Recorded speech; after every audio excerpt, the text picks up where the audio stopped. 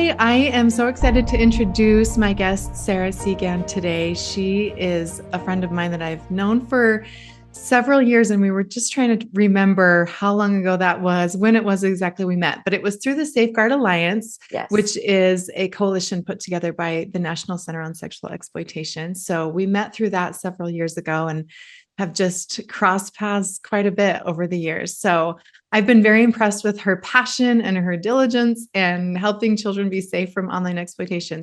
Sarah, Thank you. welcome. Thank you so Thank much for you. being here. I want to start with just having you tell everybody a little bit about your background, your story, how you came to be in this fight and what you do.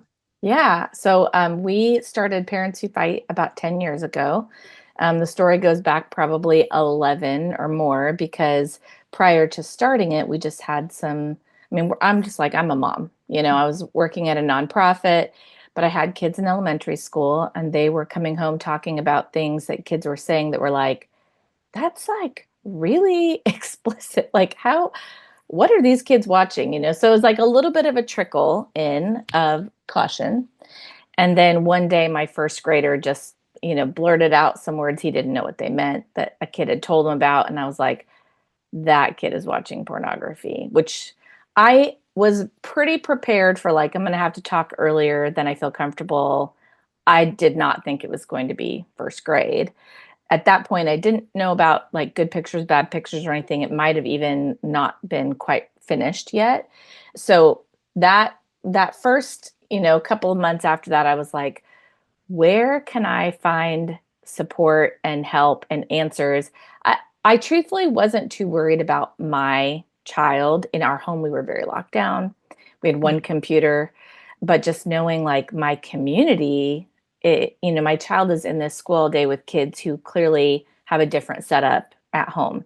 And so, a total like miraculous set of circumstances, I ended up at the very first Nikosi summit. And I had no idea how much that was going to like light me on fire. And I met so many great allies. And I just came home feeling like a real sense of calling, like we have to do something in our community with our school. So it really just started off very simple. Like we want to help the parents at our school know what they could do to protect their kids from accidentally coming across pornography. We had a feeling that it was the exposure we were hearing about was accidental. But then, of course, that makes the kids sometimes, start seeking out. Anyway, so we just did a simple parent presentation about 10 and a half years ago at our school in the little library. And from there, we didn't really have intention of going any further than that, but we kept getting asked to come to places. So we've pretty much said yes wherever we've been asked to go. And then we expanded our scope, not just pornography, but just all online dangers. And then, of course, as my kids grew, which you know as well, it's like you are getting an education as a parent of what kinds of things are out there. So my understanding was growing, and we jumped heavy in on the, delaying phones and social media before it was even a thing, and had a great group of friends and people at our church that did it with us. So really that ended up kind of becoming a little bit more of our story, was just how we were doing that with our boys in public school and how they were faring. And now they will come and do events with us and kind of share their survival stories, like I Yeah. didn't have a phone until I was 16. I made it. And That's they still love awesome. us. So really, I mean, now we're almost empty nesters and just looking to how can we continue supporting parents even though we're not in the thick of it, but wanting to encourage parents like you can do it Yeah. and it's totally worth it. And now that we're on the other end of it and just reaping some of that, the very hard ground that the seed went into when our kids were little, is really bearing a lot of fruit in their life and in our community. Oh, that's amazing. So when you say you went in that first presentation that you did in the library, that was for parents or were the kids there? Yeah, no, it was just for Okay. parents and our principal, who it was very brave of him to let somebody come talk Yeah. in the school about pornography. Yes. He was like, let's keep it to third and fourth grade parents. And then after the presentation, he was like, let's go ahead and open it up to all parents. So we kind of did like a yearly thing at the school for many years, which was awesome because you build momentum and parents kind of can tell other people like, hey, you should come back. It was really helpful. So yeah, we really just focused on talking to parents. We do talk to students sometimes too, but in those early years especially, I was like, I don't really know what to say to the kids. We're focusing so much on preparing your technology to be safe. So I was like, I don't really know. So we have done some parent and students together, and we've done students on their own. But I think over the years we just felt like really our game is parents. Like Yeah. that's who we're here for. And now we're kind of going for the people who are leading groups of parents, so like church and ministry leaders, who, one person kind of represents, maybe 100 families or whatever. Yeah. And that's a world we know pretty well, just our background. So as our kids have gotten older, it's like I'm not going to know all the paths to lock down the technology, which is something, it's kind of like a specialty service we ended up offering to people. Like, I will help you. I will sit and walk through all the details with you. And we still do that, but I have learned to get some young guns on my team. And so Ah. I will go into a home and bring, a guy who has significant like Apple Genius Bar experience and knowledge and can really help people in a way that is it surpasses my understanding because I'm not using parental controls anymore Yeah. for my Yeah. boys because they're Yeah. older. And they're constantly changing. Yes, There's always updates happening and new technology. right. And that So, was the thing that's like parents just really felt overwhelmed not knowing. And it's like mhm. you can watch a YouTube video, but then if something is like different on your screen, like, oh shoot, I don't have that button. Now what do I do? So Yeah. just and I think it's just encouraging for them to have somebody to kind of hold their hand and like help them like calm down because you see a lot of stuff, you uncover a lot of stuff Oh, that kids have been doing and behind their parents' back or just not knowing, what is the right thing to do. So it's kind of like you're part therapist, part tech support. yeah. Oh my goodness.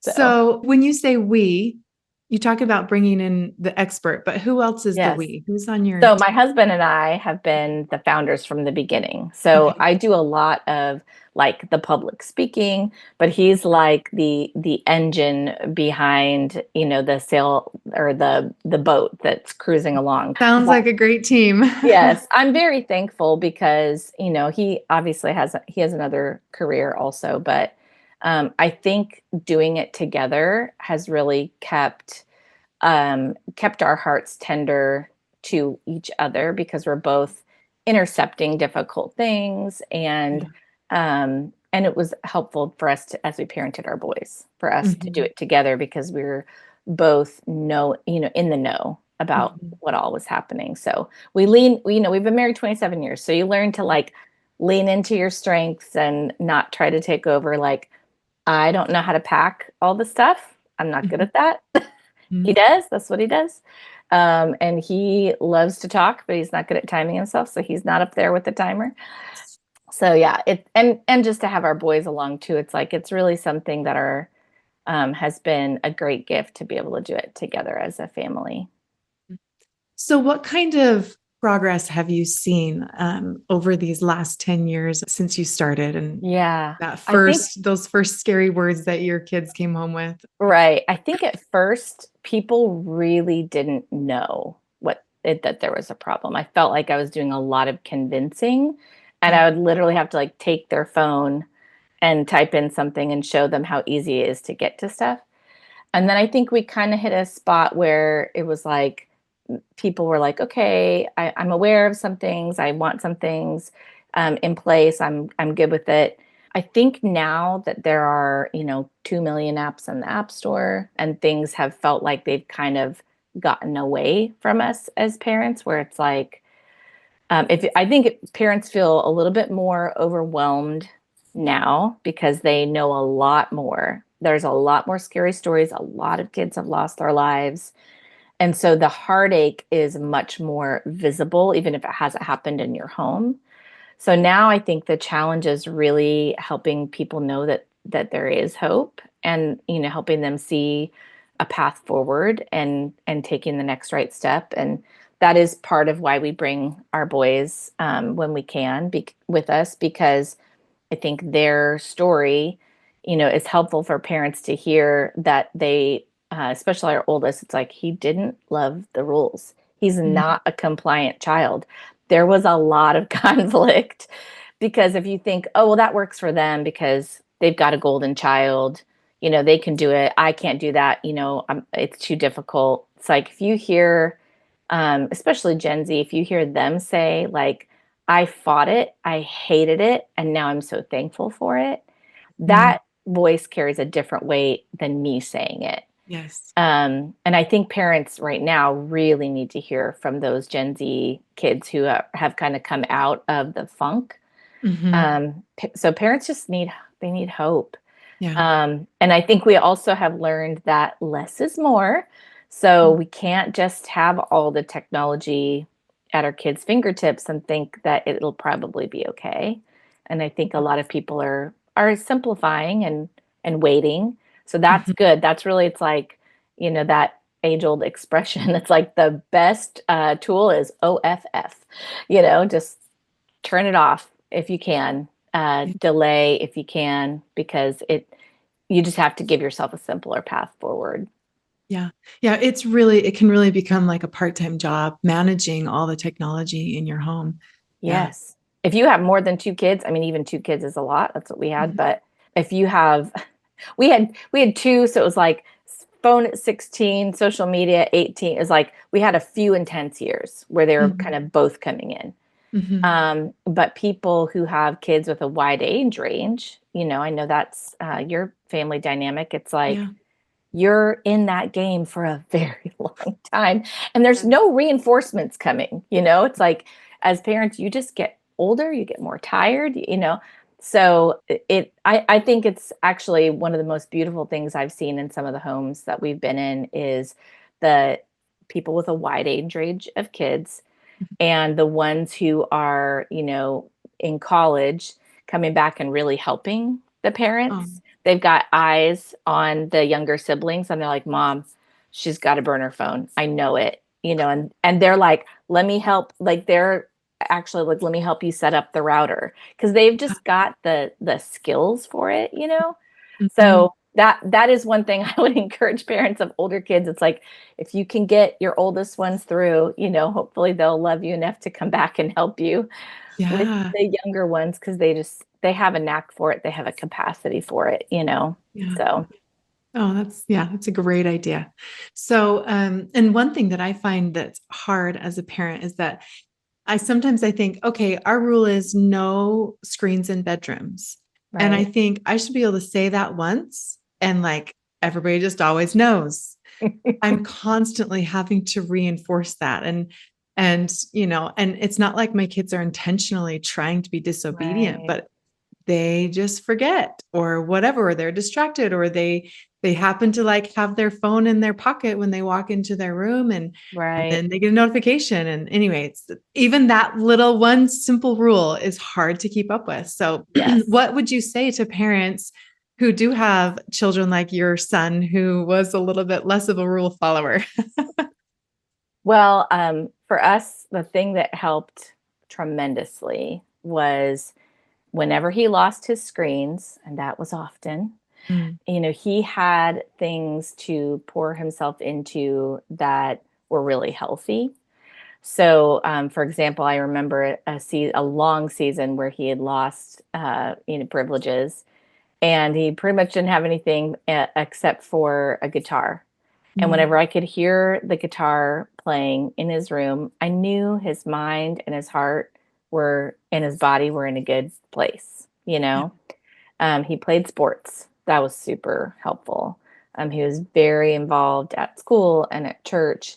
we had a lot of allies in that way. And I think that is a big key. It's like the coaches, the youth pastors, even the guy he took guitar lessons from. It's like all of these adults in his life, they're, they were on the same page as us. They wanted the best for him, and they would probe and ask little questions. And, I remember distinctly a leader in his life saying something to him, not prompted by me, about just like, your parents really love you. And if you honor them, it's going to go so much better for you. So even though some of that was going into what felt like, deaf ears, it's like, Mhm. give it time, you know, pick your battles and let, some of that just start to sink down into the hard soil, where now it's like,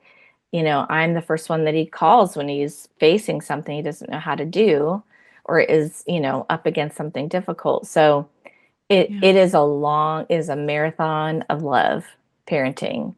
And you can't get too hung up on who they are right now. You got to just keep making investments into the future.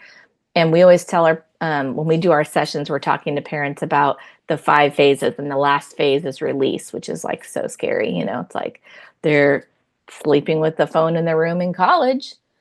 Like, what does that look like? And I think if you can get more adults on your team, statistically, if they have other leaders, even if they're just like 3, 4 years ahead of them, a kid who's already graduated from college or whatever, they are going to see things from a more healthy perspective.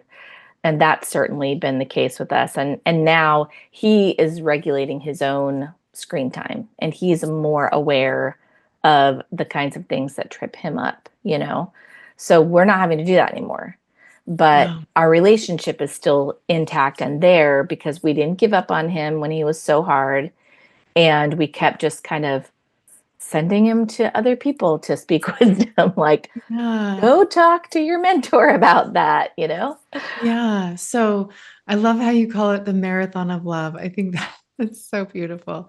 So, what were some of the things that you did to help keep that relationship strong in the midst of the struggle? I think showing up for whenever things were going great. Mhm. You can tend to feel a little bit like retributional if your kid is like just a stinker. And then, they get some award or whatever. Like, he was really good at school. See, Mhm. everyone was always like, oh my gosh, your son's amazing. And I'm like, Yay. But you know what? I would just, every time, it's like we're celebrating the wins. He gets, we just, for a day, we're going to act like you are the greatest kid on earth, because I know deep down you have the potential to be everything I see in you. So just really seeing that with him. We did a lot of apologizing and repenting in our home to one another, because when you've got a button pusher, the temperature gets high. It can get very high. So, always trying to come back around and work those things out. I knew, his friends were part of our home and our life. And he had some great, amazing friends that I think they felt pretty invested in us. Like, they thought we were awesome. And Right. so he couldn't like complain to them. They weren't going to have it. Well, it's just like he just knew, like, they like my parents. So just we Okay. So, wait. So, how do you convince your kids' friends that you're awesome? What's the I secret didn't there? do any convincing. I'm awesome. Hello. No, I think we're part of a very tight knit church community. Okay. And that was so helpful, because our kids have grown up doing, Easter egg hunts together and trick or treating and all the things. Like, we have known these other kids their entire lives. So, Mm. and I always tell parents this, it's like, if your kid is stressing you out, it's like, find another kid you can pour it into, because they will make you feel like $1,000,000, because you'll say the exact same thing to that kid, your son's friend. And they'll be like, That is so good. Thank you so much for sharing that with me. And then they'll tell your kids, your mom's amazing. I love her so much. I mean, being a youth, I was a youth leader at our church during all of my son's high school years. Okay. And he probably didn't love that, to be honest. But it was awesome because I was able to pour into all of his peers. And so I was building that both my husband and I were youth leaders, actually. We were building that connection with his support network, you Yeah. know? And so I think he realized like everybody's on my team, you know? Mhm. Yeah. And he went off to school. He went to out of state, and it was fabulous for him because he realized what he has back home. Yeah. And it's just, I mean, it's just been awesome. So, no growing up is without difficulty, Mhm. right? And some kids surprise you. They're like, great, great, great, chill, chill, chill. And then they just poof. And you're like, who are you? Some kids are hard from the beginning, and Yeah. he was one of those. And I feel like it's kind of a gift because I always knew where I stood with him. There Mhm. was never a mystery. And so, part of the reason why Parents Who Fight probably was resonated so well with people is because we just knew, like, we were like playing to the sneaky kid. We're like, we know Yeah. how kids are going to try to get around this. Mhm. And my youngest is more compliant, and he probably saw his brother get in trouble so much. He's like, not worth it. Yeah. Yeah.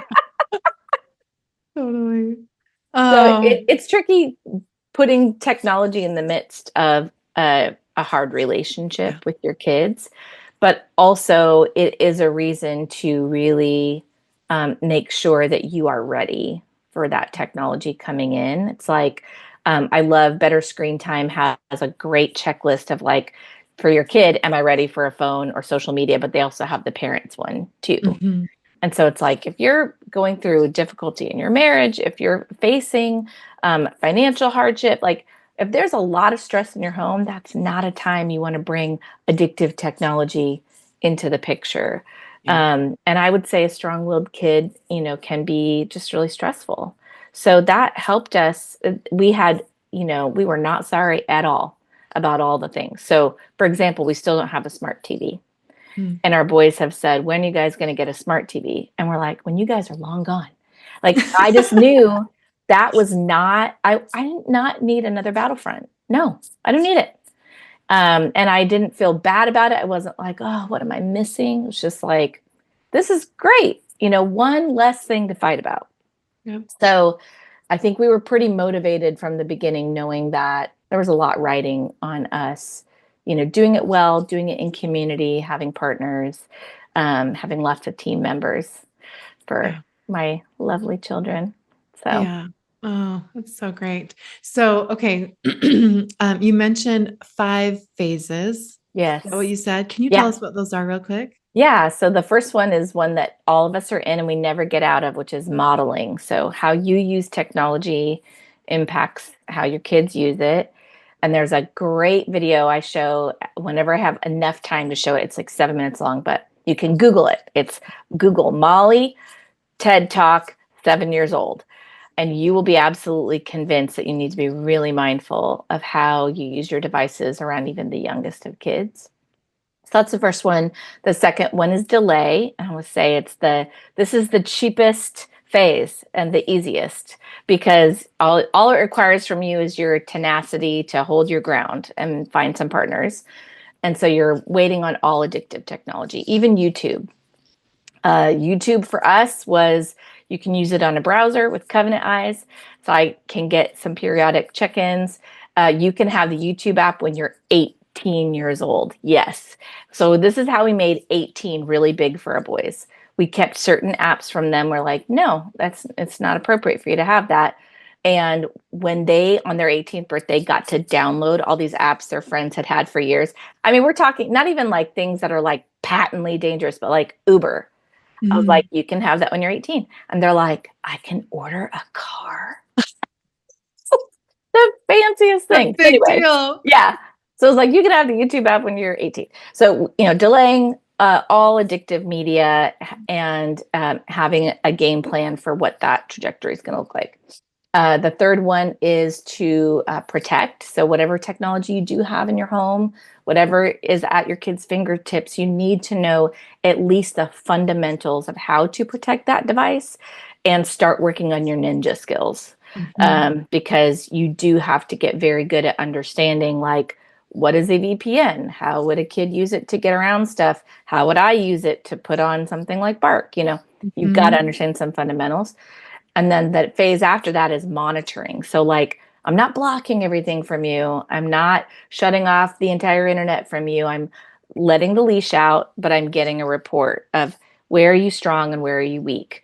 And Mhm. that is critical. I don't think you can do the final phase of release without monitoring, because I think, when you're training for a job or whatever, you're getting metrics, you're seeing, how am I doing on this? You have goals, you're analyzing, did I meet those goals? And that helps you know when you're ready for the next level of training or responsibility. Yeah. So, our kids often are getting phones and social media all at once. There's maybe not great monitoring happening with the parents. And then they just have this like secret life of adolescence. And then they leave your home one day and you just have no idea, Yeah. what their triggers are, and where they're good. I have loved the monitoring phase. That's where we are with our boys. Our oldest is released, but I loved it because I could actually see them gaining ground. Like, okay, like, you haven't had, a ding on that Bark report or that Covenant Eyes report, whatever, for so long. It's like, I feel confident that you understand now what's at stake. We talk a lot about like the algorithm. So some of that monitoring is with your eyeballs, getting in their social media. I would go through shoulder to shoulder with my kid and I would type in the letter A in his search bar Mhm. on Instagram, and that pulls up what the algorithm thinks he wants to see. And Mhm. some of that is based on his activity, some of that's based on his friend's activity. Yeah. And so then you're having great conversations about Wow. what kinds of things they're seeing. How's it making them feel? Are you ready to have that like away at college? How's that going to go? So the monitoring is really, really key. And thankfully, our older son started to kind of even out a little bit in that phase. So by the time we got to release, we were not like white knuckling it, like, oh my gosh, this is awful. He's going to college. We have no idea. Mhm. And so the monitoring phase seems like spy territory, like, oh, your eyes are and everything.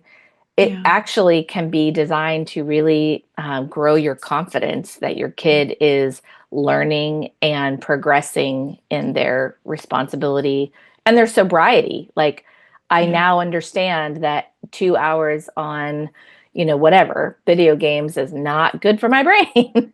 So Mhm. you start to see that, it's really helpful. So Yeah. We that have more wins monitoring. to celebrate with them. Yes, you got to celebrate the wins. And Mhm. then that last phase of releasing. So it's interesting. Our son is graduating in a week, our younger son. And Wow. so I got this from, I can't remember who, but there was a great online safety advocate who talked about delaying everything until they get the ACT score you want. They're in the college that they want to go to, like they've got a plan. Then you put everything in their room for the summer. So it's like, for Oh. us, it was like you have to be 18 and graduated for it to have everything. So we jokingly call it the summer of failure because, they don't know how strong or weak they are. And my kids have not slept with devices in the room. So my older son was like, it's going to be no problem. And then halfway through the summer, he's like, I need to like charge my phone in the hall. He's realizing. So anyway, we're getting ready to Smart. embark on another summer of failure. Summer of failure. It's okay. Boy. That's how you learn, right? Because he's also Right. going off to school.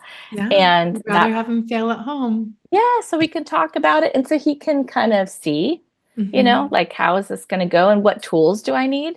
So our Mhm. older son went off to college with, well, not first year, I guess, because it wasn't invented yet, but he has a brick.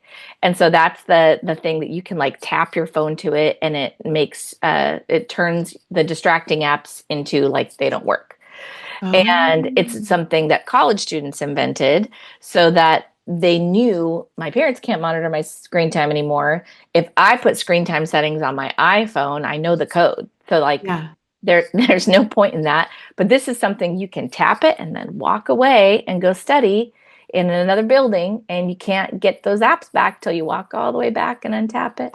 So yeah, Wow. so some of that like self-awareness kicking in, I think that is so encouraging to me when I talk to the college kids in my life. Like they want to do it well and they are willing to reverse some things because they realize now, Yeah. they're realizing what happened to them. Oh, And I that love that. is such a powerful teacher. Oh, absolutely. Absolutely. Yeah. I've been so impressed with some of those young adults who are, they've lived it and they Mm-hmm. know what they like and don't like about it. And they're making changes. It's amazing. Mm-hmm. And I think they really want to help the generation coming after them, Mhm. And Yeah. that's like I said, that's what I see in my appointments where the college students are like, they're like, my 13-year-old sister should not have Snapchat. I'm going to help my parents know how to make sure that she doesn't download it and check for it in case she has to burn her phone. And, Yes. it's awesome to see they're super motivated some of it could be rooted in pride, but like, I'll take it because they're a little Yeah. bit like, step Whatever it aside, is. mom and dad. Let me show you how it's done. Yeah. I've got skills that you don't even know about. You just go right ahead. That's totally fine. Work it. Yeah. Yeah. Oh, Sarah, thank you so much for everything that you've shared today. I really appreciate it. And I just wondered if you had anything else you wanted to share with parents before we close. Yeah, I mean, I would say, the the younger years can be exhausting because you are saying no to a lot. But find your people and, hold the line. And in their teenage years, as everyone's climbing onto stuff, just go there with them, Don't Yeah. be afraid of the things that they're going to have. Like go there with them, have great conversations. We always say that parenting from a place of fear is not effective. There are some things you'll have to say no to, but as you start to say yes, just be courageous, be compassionate, go there with them. And, for us, we prayed for our kids every day. Mhm. And that goes a long way. So if you're a person of faith, if you're somebody who relies on God to get through your family life, it's like ramp it up. I mean, that it's so important. So our kids need us. They need us to be healthy and strong. And you can do it. You're going to make it. I believe in Oh, I love that. Thank you so much. What a perfect way to end. Sarah, you're amazing. Keep up the good you. work. Thank you for Thank everything. you. So good to talk with you today. You too. We'll talk to you later.